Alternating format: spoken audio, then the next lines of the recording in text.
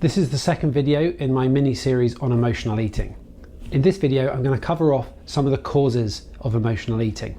Specifically, I'm going to look at 5 things. Number 1, high dietary restraint. Number 2, poor interoceptive awareness. Number 3, alexithymia. Number 4, emotion dysregulation.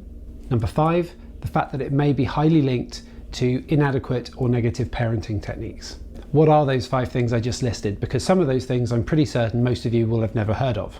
Number 1, high dietary restraint, basically refers to when an approach to dieting involves high levels of calorie restriction.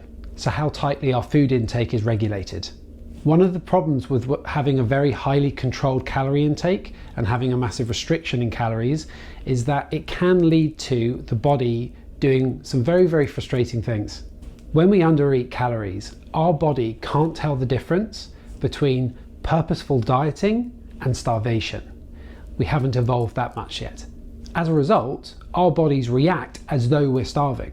So even though we are consciously saying I'm going to restrict my food intake, our body doesn't get that memo. It goes straight into starvation mode, and that involves lowering our metabolic rate, which means the amount of calories our body tries to use because it's trying to conserve them. And the second thing it does is our hunger and appetite spikes. Our body purposefully increases the feelings and the sensations of appetite and hunger.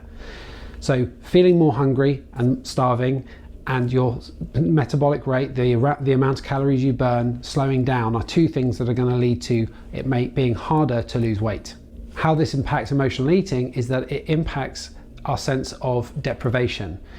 If we suffer from emotional eating and we're on a highly restricted diet, we'll end up feeling, with the metabolic rate slow down and the hunger and appetite increase, that we are seriously depriving ourselves of the things that we enjoy.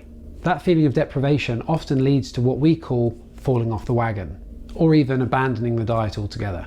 This is arguably even more true in times of heightened stress or chronic stress. So if somebody does suffer from emotional eating, then going on a highly restricted diet is not a good idea.